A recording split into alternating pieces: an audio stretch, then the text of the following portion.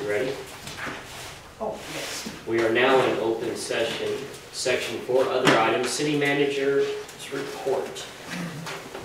There's a couple things on there. Obviously, you see that we're going to be letting mowing bids. We'll be advertising for them, and I believe that we've already had one person come in and pick up a packet. There's just 4 areas that we let that out for bid on an annual basis. Well number 5, the Luck well, which was destroyed by a fire there last summer, just right before our summer drought. The building's up, the well's been pressure tested, it's passed the EPA inspection for water quality. The guys ordered a water meter as soon as they can get the water meter in, and they might have done that today. That well will be back in full operation, so we really could have used that last summer. All the costs out there so far have been covered by an insurance claim. The power plant sent a 45-day notice to IMEA regarding the outage of unit number 5 to get the catalyst installed. There's going to be approximately a 2-week window on the installation of the catalyst. You see that it came in at $59,268. I think the other proposal from a company was up in the 80,000 benchmark, so this one was considerably less cost. Rick anticipates that everything's going to go pretty smooth with getting that thing in there. Then we're going to have to figure out how to scrap the old one out, because basically you have to know it's like a giant oil filter, so there's going to be a little hazmat issue going on with that one. Tomorrow officially begins Tornado Preparedness Week with a winter snowstorm coming in. And originally, if you haven't heard, that there was going to be a statewide actual tornado drill tomorrow. Illinois was going to be the only state allowed to put across, when they did the bulletin across the screen, there was going to be a line go across with the words tornado, tornado, tornado. But they've since canceled that. And the siren drills were going to be on Wednesday because of the impending snowstorm. So if you don't hear the sirens blow tomorrow, don't panic in DeWitt County, because they're actually going to be on Wednesday.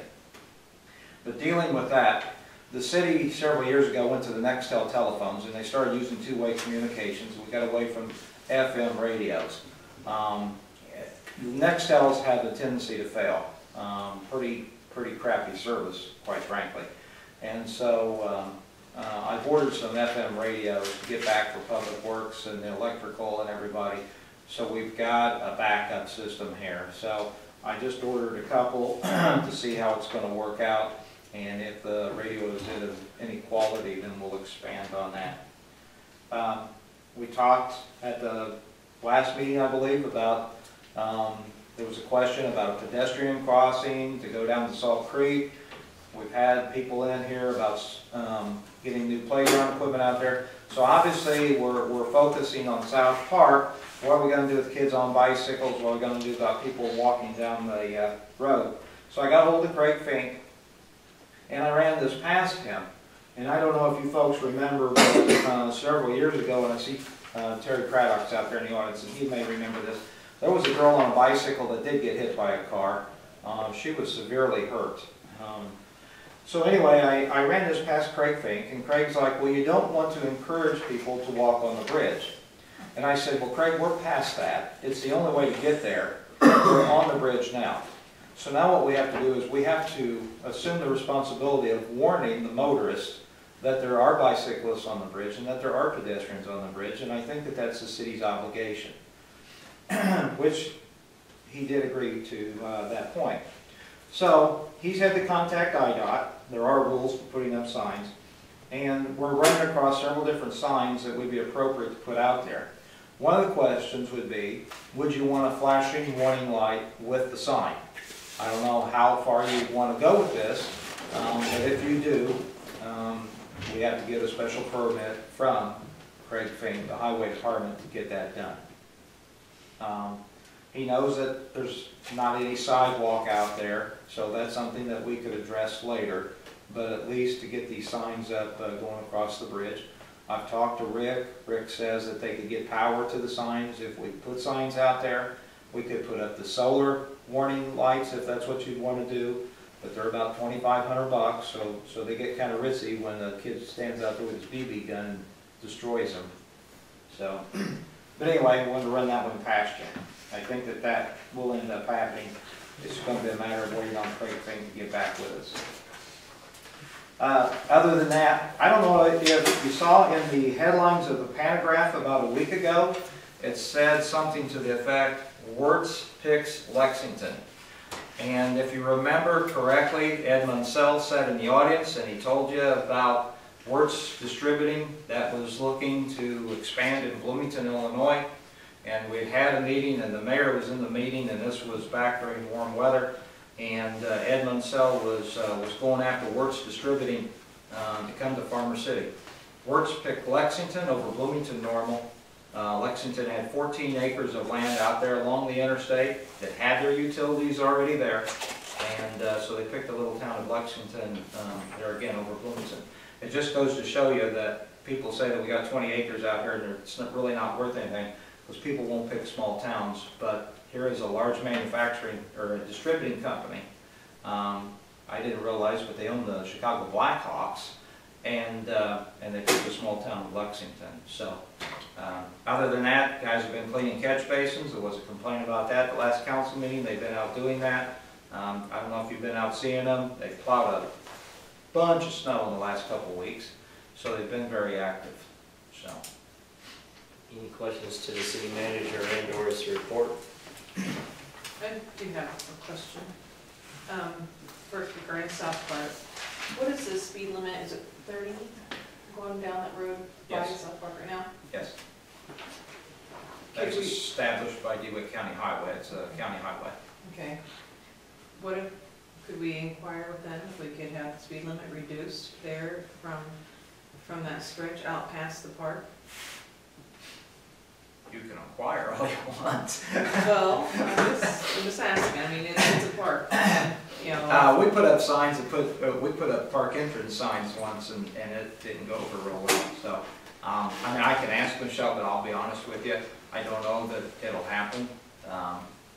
Generally, to reduce speed, then you're going to have a traffic flow, traffic survey, and I mean, I can run that past Craig and see what he says. What do you think it should be? They can reduce it down to 20, 15, You won't get it that low. No, okay, 20 school. 20, 25? I don't know. Just install some of those, you know, little vibrate things, you know. You know what I'm talking about? Yeah, like that. Speed bumps. Yeah, speed bumps, thank you. Rumble strip? Yeah, rumble strips. Thank you, appreciate that. Yes, people pay attention. As I drove out there the other day, I was gonna extend my mile run out there.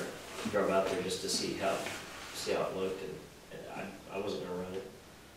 I mean, there's just not a lot of space on the side. I mean, you're in the road. So. Well, let me go back, since you say that. We talked about the bridge. We talked about, could a pedestrian sidewalk be affixed to the bridge? The bridge is maxed out now for weight, and quite frankly, it's not probably the best structure in the state of Illinois. And Craig said that they don't have the money to replace it, which is understandable, but it would come in $1 million plus. And so I asked him about some type of pedestrian crossing, and he said you're easily looking at 200,000 plus to get something across that creek. But you won't attach anything to his bridge. It structurally is not sound enough to have something like that on it. So I did ask. No other access from the community by the graveyard over here? No.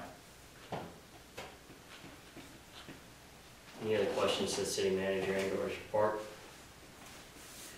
Yeah, I'd like to, I'm under the understanding that Terry's got a commercial rate on his electric rate, and he would like to have that changed to a residential. Anybody know anything about that? Well, I think that he did come in one day, and they were going to look into the ordinance, and when I say they, I know that, I think he talked to Ruth that day. Ruth had either did or was going to get a hold of Rick to see exactly what that wording was. So I'll have to just follow up on that and find out for sure. Obviously, the front part would have to stay, could not go to the residential rate, front part being on the business. So we just have to look at that. The property that you want to go resident, is that the front part or the back part? Back part. The back part? Okay, Yeah, see if you can check on that. Yes. appreciate it. Any non-agenda items, other business? I think the city manager and I will be in Washington next week. We fly out Monday.